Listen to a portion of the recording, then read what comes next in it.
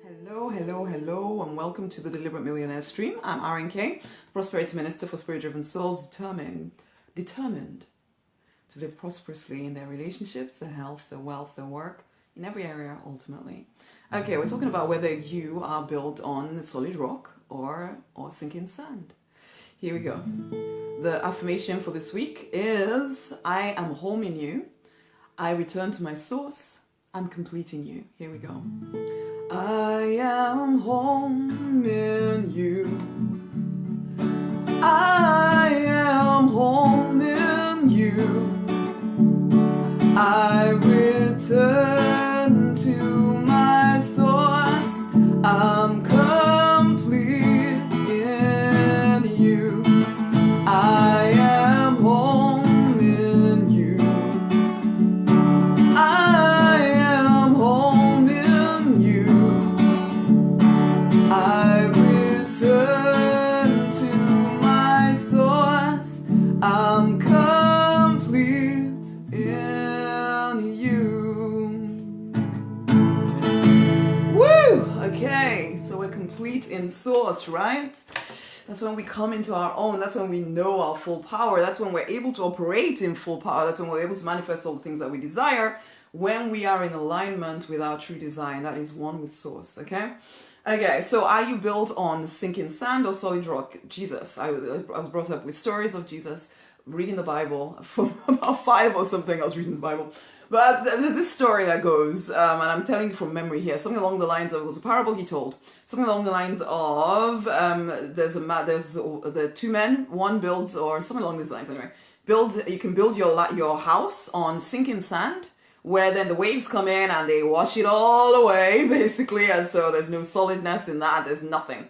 Or build your house on solid rock, where when the winds and the waves and everything comes blowing at you, I suppose we've all heard the story of the 3 little pigs or something, same kind of thing, isn't it?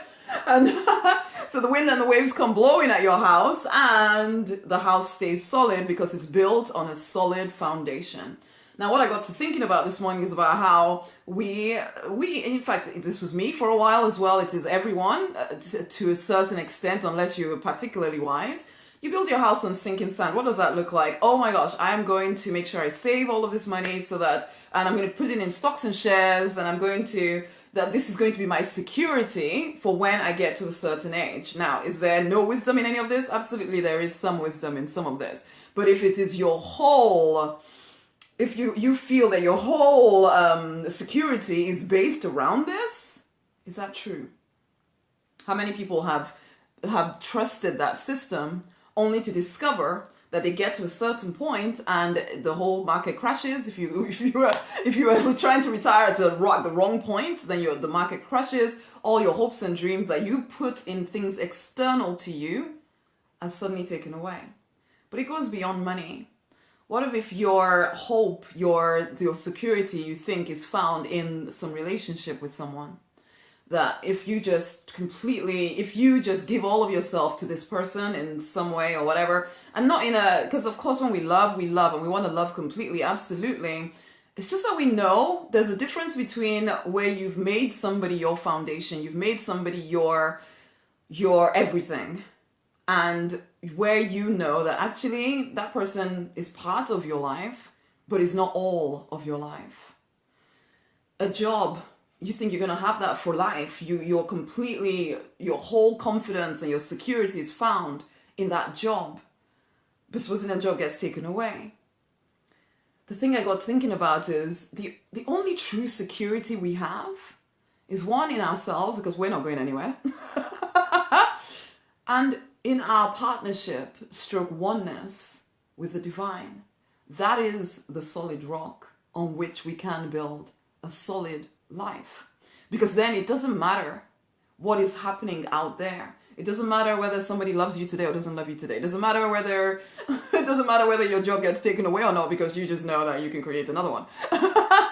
It doesn't matter if the stocks and shares suddenly fall apart because you can create money from somewhere else. It doesn't really matter because suddenly your confidence is not in one specific thing out there that can be shaken, that can go according to what the media tells you today. Then fear can decide whether that is going to go up or down or round and round or what. There's no certainty in any of that stuff, but you can be sure that one, if you continue to grow, and that's the problem for most people is that they don't continue to grow. You kind of get to a certain age, you tell yourself, this is it now. I just need to, I don't know what, prepare for retirement or something.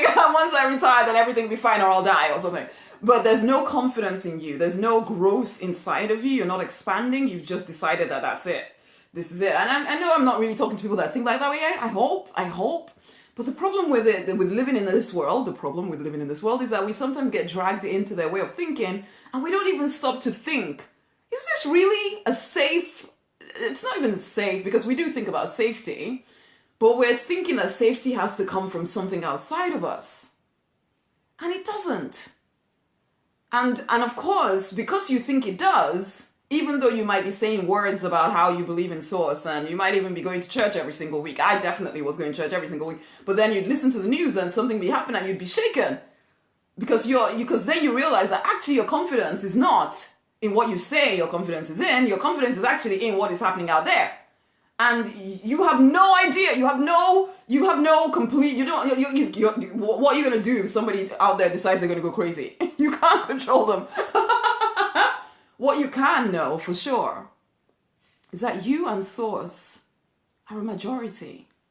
That it doesn't actually matter what is going on out there because somehow a way will be found for you because you've decided that this is the way your life is going to play out. This is what prosperity looks like to you.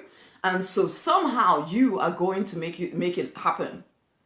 So you and the divine, because it's not just you. If you think it's just you, then it's you against the world, and you suddenly realize that you only have so much strength, you only have so much power, and then you start getting into the fears of the world, and then you realize, okay, maybe I can't do this alone. It's like Alcoholics Anonymous number 1 or 2 or 3. You realize you can't do this alone. But when you are in oneness with the divine, when you come home to who you really truly are, at the very heart of you, the power that flows through you, when you really get in touch with that, it doesn't take away the need to do the physical things, but you know that your confidence is not in the physical things. Because you can pivot, you can change ways any day when you have that solid foundation trust inside of you that it doesn't matter what's happening out there.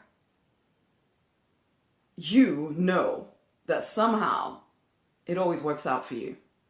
Somehow it always works out for you because you have that confidence. So it's just, when you come to that knowing inside of you that actually everything you desire is already available. All you need to do is get yourself back into alignment with it. And the quickest, fastest way to do that is to fall in love with the divine. Because once you're falling in love with yourself, you start to realize, actually, the things that I desire are absolutely available to me. I just need to start taking action towards them. And when you fall in love with the divine, you get all the power you need to stay in alignment with the things that you desire. I don't even know how to say it any clearer than that, but fall in love with the divine, fall in love with yourself, and I promise you that every single thing you desire will be yours.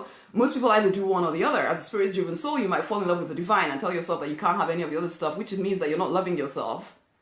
Okay? Or you might decide, even though you're a spirit-driven soul, that you're just going to ignore the divine part of things when it comes to your practical life. And so you fall in love with yourself. You're trying very hard to go after everything you desire, but you're working yourself into an early grave because you only have so much energy on your own, and it doesn't work on your own. You have to partner those things together. And you must build on a solid foundation of knowing everything is already yours. All you're doing is getting yourself into alignment with it within and then taking some action outside to get you all the things that you desire. It can be that simple. I know it doesn't feel simple when you're working it through, but if we keep coming back to that simplicity and know that and stop looking out there for your confidence cannot be found out there. It's always changing out there. There's always something happening. There's always somebody starting some war somewhere. And it will shake your confidence if you think out there is where everything lies. It's a lie, man. It's a lie. And it steals your confidence away when you think it's true. So start questioning yourself. Where does my confidence lie? What is the foundation of my life? And understand that the only reason why your foundation might be shaky right now is because you immersed yourself in the lies and the conditioning that we've all been conditioned with. So all you need to do is start conditioning yourself differently, which is where affirmations and praying and all that stuff that we do to manifest things comes in. It's to immerse yourself in a new way of thinking, or really your original way of thinking before you got conditioned away from it, so that you come back to knowing that actually I am one with Source. Everything I decide that I'm going to have in my life is mine to create. I just need to align myself back with it. That's all. Suddenly you become your confidence. You and Source within become your confidence. When you really know that, you suddenly realize that there's nothing. You live in a limitless world, my loves. The only thing that gets in your way is whether you decide that you want to go after something or not. Whether you want to create it or not. That's the only thing. There's no need for wondering, can I do it? Can I not do it? Of course you can do it. It's just, do you want to? That's all. So are you built on a sandy foundation that the moment anything kind of shakes, it's like, oh my gosh, the whole world is ending? Or are you built on a solid foundation where it doesn't matter what wind is blowing at you, or what wave is coming at you, or what is happening in the world, what news is happening? It doesn't even matter, because you know, this is what I've decided for my life and this is what is going to happen. That's the end. Okay? Now, this is freedom. Okay? I'm very much about freedom, guys, because I believe that we're all here to live free, fulfilled, financially abundant, love-drenched lives if we will choose to deliberately design it. It's what I call the deliberate life. So I invite you to get a copy of my book, the Freedom Book. If you don't have it, go get it, go read it. At the moment, actually, because I've just finished Deliberate Magic, you'll even get access to the book, the Deliberate Magic book, which before I go and start editing it and putting it on Amazon, you can get access to it for free right now. So you'll get an invitation as soon as you download the Freedom Book. How do you do that? If you're on Instagram, you go over to the link in my bio and you get a copy, or you'll see the link in my bio, click on it, you will get, you'll see how to sign up for the Freedom Book. If you're on Facebook, it's rosemarynonnynight.com/freedom book. If you're already on my list, you best check your spam if you're not getting my emails, because I send them quite regularly. So that you start to immerse yourself in a whole new way of thinking, guys. A whole new way of thinking. Because you need that, or else you will be shaken all the time, going back and forth.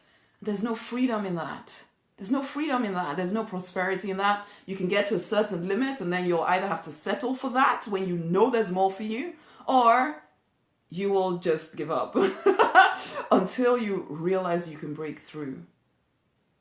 Are you willing to do the work to break through, my loves? Let's finish by singing the affirmation. Tag somebody into this. Go get the book. I am home. Yeah. I've lost it. I am home in you. I am home in you.